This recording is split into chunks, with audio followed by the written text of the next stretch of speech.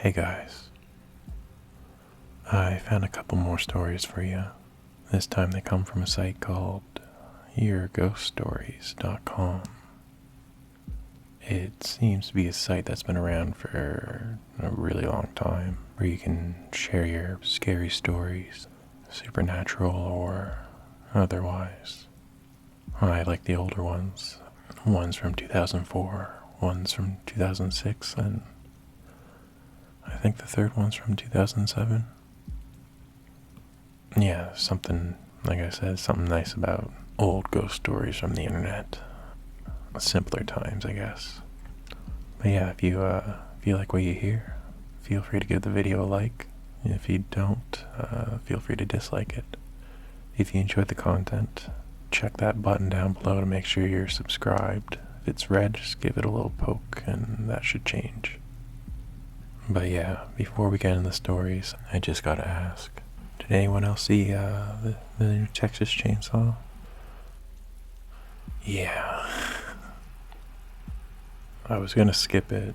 I was seeing everybody on Twitter kind of freak out about, the story and saying how terrible it is, and I saw the Rotten Tomatoes score, and I haven't liked many of the Chainsaw Massacre movies in a while, so I wasn't in a rush to see it, but then I started seeing everybody say that despite the, lackluster story and terrible characters, that the gore was actually really good, which, it's can be a main draw in some of these movies, so I figured I'd check it out anyways. But I don't know. To me, it just seemed too CGI'd, I guess. The spoilers, well, maybe not spoilers, I don't even know their names, but one dude gets his head crushed in with a hammer, and it shows it, but I don't know, I'd have to watch it again. It just looked really fake. And, he cuts one chick's head off and just goes through like there's nothing there, which, there probably isn't because it's CGI'd. He's cutting off limbs like it's nothing, and I made a comment on somebody's video, and it actually got around 473 likes. So that made me feel a little bit better about my opinion on the gore, knowing that some people agree. Some people were saying that, a really sharp, good chainsaw will cut through someone's head like butter, I guess. I don't know. I don't do that, but I would assume it wouldn't. So that was where my stance was coming from, but apparently it could. I mean, if you're going to say that, then I'm going to say, well, Leatherface in this movie is like, what, 60, 80 years old? It's apparently the same chainsaw from the first movie, so I mean, he could be taking care of it every day or greasing it up or whatever you do, but, a 40-year-old chainsaw, I don't know, wielded by an elderly guy is probably not, he's probably not as agile as he was back in the 70s. And then, then someone said, well, he snapped that cop's wrist and stabbed him in the neck with the wrist bones, and, once you get into that, it's like, oh my god, okay. I'm approaching this from a perspective that's too grounded in reality, I guess. But anyways, just let me know what you think, I guess. Anyways, rant over. Thanks for listening, and let's get into the stories.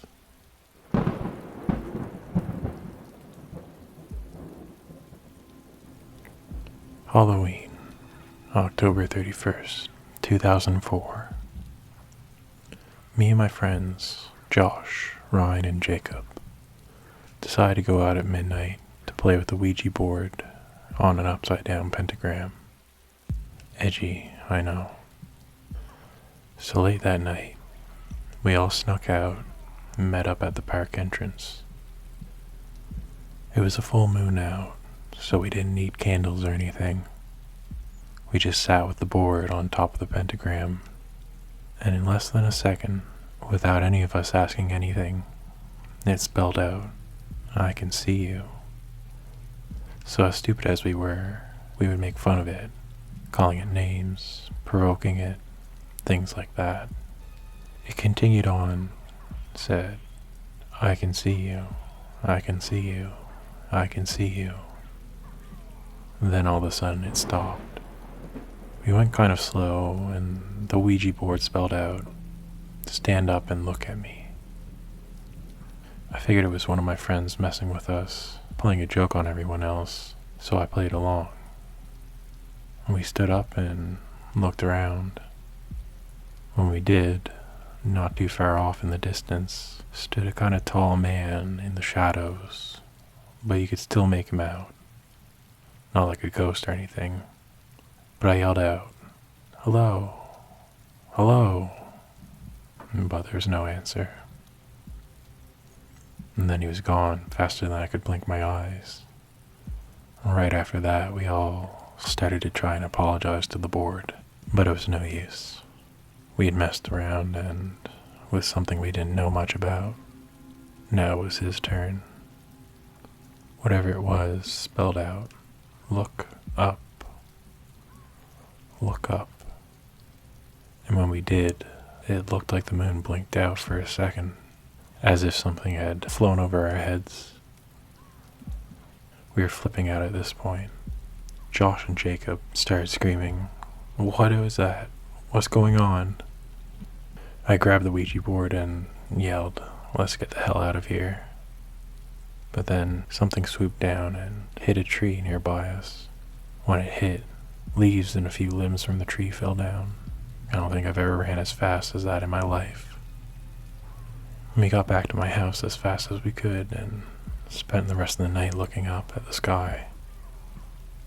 I was 13 then, and I'm 17 now.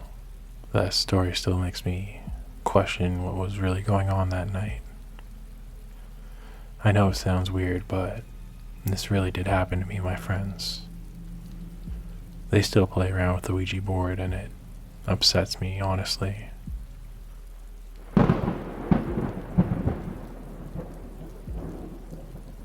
This story came from my dad. That's how I know it's true. When this all happened, my parents were staying with my grandparents, and my uncle was staying in a house just in front of theirs. These houses are built on old rice fields, and these rice fields have witnessed World War II. At the time they all lived here, my uncle hired a maid to look after their houses because they were not there all the time. One morning, the maid came up to my uncle and asked if my aunt had called her in the middle of the night. The maid said that a little lady-like voice was calling her name on the phone. My uncle didn't believe her and just said that she might have been dreaming, and the maid too thought it could have been a dream. This happened a few times, and my uncle, as well as my dad, just brushed it off, thinking that she was making up the story about receiving phone calls in the middle of the night. Then one Saturday afternoon, after coming home from a tennis match, my dad, mom, uncle, aunt were all shocked when they saw my grandparents talking to a couple of police officers. They asked why the police were there, and they said that the maid was found hiding behind my grandparents' refrigerator, all freaked out and shouting. She was saying that they're gonna get her, they're gonna get her. They asked her who was gonna get her, and she just said, the little people living in my uncle's house. And the maid was eventually brought to the hospital, and when released, was brought back to her hometown. The doctor said that she had some sort of psychological issues before. A few years later, when I was around 7 and my uncle had moved out of his house, it was rented out to a couple with one child. They came to my dad one day and said that they locked themselves out. My dad has a spare key, so he grabbed it and went to go help them out. He was about to insert the key into their door when the whole door just slowly opened by itself. He asked the couple if they really checked their door to see if it was locked, and they said yes. My dad now swears that there's something not right with that house.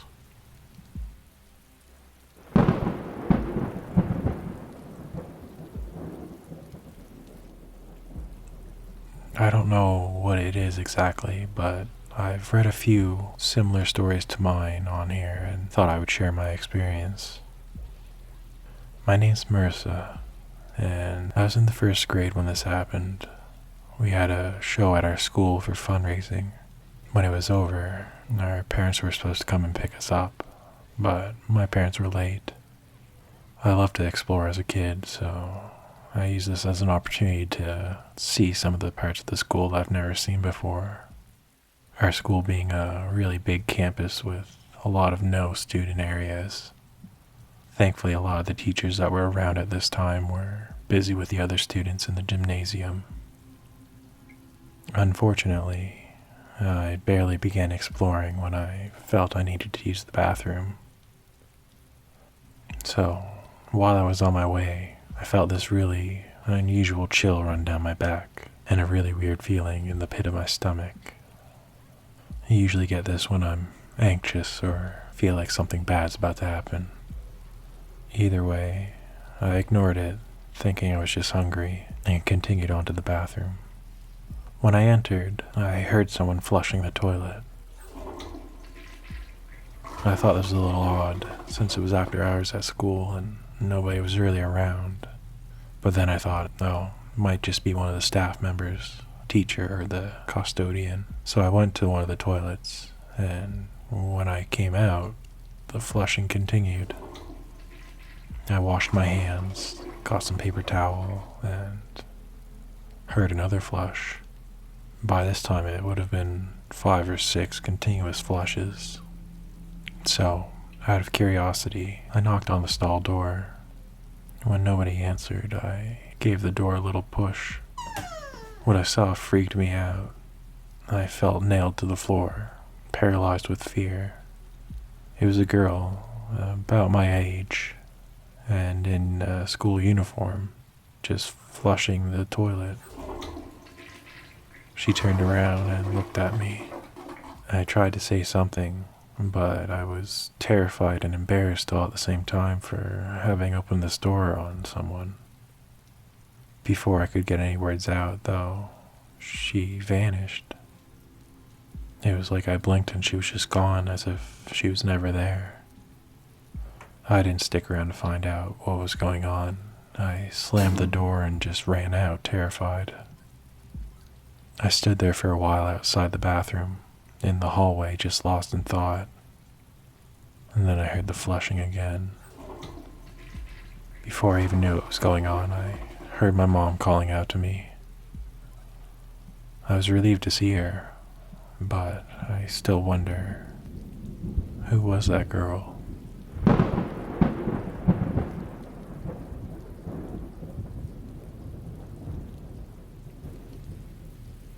Hey guys, I hope you enjoyed those stories. The bathroom one reminded me of Silent Hill a bit. There's a scene in the third game where you go into the bathroom, knock on one of the stall doors, you hear a knock back, so someone's in there, and you go to leave the bathroom, and then you hear this creak. You know somebody just opened the bathroom door. Ooh, that's good. I think you go back and it's empty, or it's covered in blood. Something's wrong. I hope you enjoyed. Let me know what you think in the comments. Did you see the new Texas Chainsaw? Did you like it? If you liked it, that's cool. No shame in that. Enjoy what you like. I need to watch it another time or two and see how I feel after that. I hope you have a good night. I'll see you in the next one. Bye.